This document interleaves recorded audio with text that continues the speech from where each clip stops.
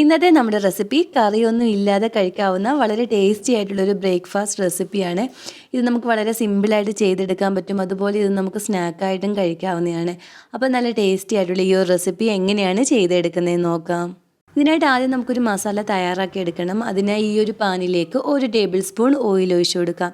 ഓയിലൊന്ന് ചൂടായി വരുമ്പോൾ ഞാനിപ്പോൾ ഇവിടെ 1 ടീസ്പൂൺ ഇഞ്ചി ഇതുപോലെ ചെറുതായിട്ടൊന്ന് അരിഞ്ഞെടുത്തിട്ടുണ്ട്. അത് നമുക്ക് ഈ എണ്ണയിലേക്ക് ചേർത്ത് കൊടുത്ത് ഒരല്പസമയം ഇളക്കി കൊടുത്ത് ഇതിൻ്റെ കളറൊക്കെ ചെറുതായിട്ടൊന്ന് ചേഞ്ചായി വരുന്നവരെ ഒന്ന് ഇളക്കി കൊടുക്കണം.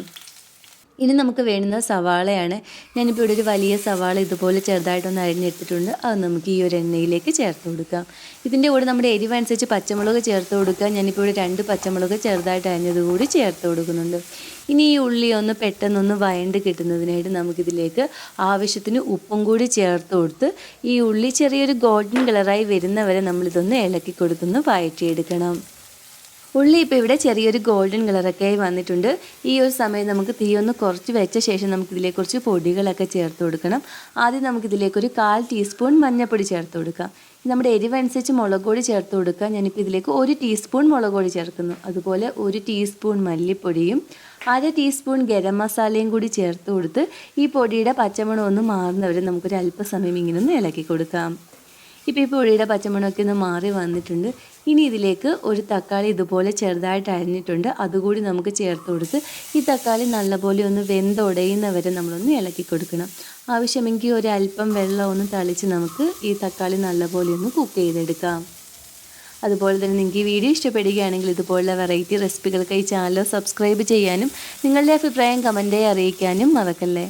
ഇപ്പം തക്കാളി ഇവിടെ നല്ലപോലെ ഒന്ന് വെന്തുടഞ്ഞ് വന്നിട്ടുണ്ട്. ഈ ഒരു സമയത്ത് നമുക്കിത് സൈഡിലേക്ക് ഈ മസാലയൊന്ന് നീക്കി വെച്ച ശേഷം നമുക്കിതിലേക്ക് ഒരു 2 മുട്ട കൂടി ഒന്ന് പൊട്ടിച്ചൊഴിക്കാം. ഇപ്പം നമ്മളിവിടെ ഈ 2 മുട്ടയും ഈ ഒരു പാനിലേക്ക് ഇങ്ങനെ ഒന്ന് പൊട്ടിച്ചൊഴിച്ചിട്ടുണ്ട്. ഇനി നമുക്ക് ഈ മുട്ടയൊന്ന് സ്ക്രാമ്പിൾ ചെയ്തെടുക്കാം. തീ ഒന്ന് കൂട്ടി വെച്ച് തന്നെ നമുക്ക് ആദ്യം ഈ മുട്ടയൊന്ന് സ്ക്രാമ്പിൾ ചെയ്തെടുക്കണം. ഇനി നമുക്ക് ഈ മസാലയും എല്ലാം കൂടി ചേർത്ത് നല്ലപോലെ ഒന്ന് മിക്സ് ചെയ്തെടുക്കാം. ഇങ്ങനെ ഒന്ന് മിക്സ് ചെയ്തിട്ട് ഉപ്പുണ്ടോ നോക്കിയിട്ട് ഉപ്പ് കുറവാണെങ്കിൽ ഒരല്പം ഉപ്പ് കൂടി ഇട്ട് കൊടുത്താൽ മതി. ഇപ്പോൾ നമ്മുടെ മസാല ഇവിടെ കറക്റ്റ് പരുവായി വന്നിട്ടുണ്ട്. ഇനി നമുക്ക് ഫ്ലെയിം ഓഫ് ചെയ്ത് ഇതിൻ്റെ ചൂടൊന്ന് മാറാൻ വേണ്ടി മാറ്റി വയ്ക്കാം. ഇനി നമുക്കിതിലേക്ക് വേണ്ടുന്നത് അരിപ്പൊടിയാണ്. ഞാനിപ്പോൾ ഇവിടെ 250 ml കപ്പിന് 1 കപ്പ് അരിപ്പൊടി എടുത്തിട്ടുണ്ട്. അത് നമുക്ക് ഈ ഒരു ബൗളിലേക്ക് ഇട്ട് കൊടുക്കാം. ഇനി നമുക്കിതിലേക്ക് ആവശ്യത്തിന് ഉപ്പും കൂടി ചേർത്ത് കൊടുത്ത് ഇത് രണ്ടും കൂടി നല്ലപോലെ കൈകൊണ്ടൊന്ന് മിക്സ് ചെയ്തെടുക്കണം. ഇപ്പോൾ ഇതിവിടെ നല്ലപോലെ ഇങ്ങനെ ഒന്ന് മിക്സ് ചെയ്ത് എടുത്തിട്ടുണ്ട്.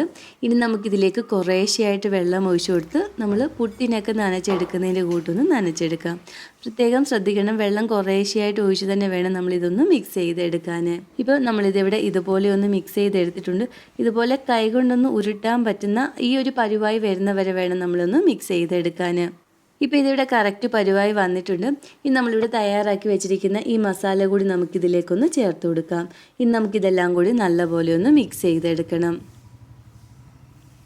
ഇപ്പോൾ ഇതിവിടെ നല്ലപോലെ ഇങ്ങനെ ഒന്ന് മിക്സ് ചെയ്തെടുത്തിട്ടുണ്ട്. ഇനി നമുക്കിതൊന്ന് ആവിയിൽ വേവിച്ചെടുക്കണം. ഞാനിപ്പം അതിനായിട്ടിപ്പം ഇതുപോലെ ഒരു തട്ടിൻ്റെ മുകളിലേക്ക് വാഴയില ഒന്ന് കണ്ടിച്ച് ഇതുപോലെ ഒന്ന് എടുത്തിട്ടുണ്ട്. അതുകൂടി നമുക്കിതൊന്ന് വെച്ച് കൊടുക്കാം. ഇനി നമുക്ക് നല്ലൊരു ഷേപ്പ് കിട്ടാൻ വേണ്ടി ഞാനിപ്പം ഇതുപോലെ ഒരു ബൗളാണ് എടുത്തിരിക്കുന്നത്.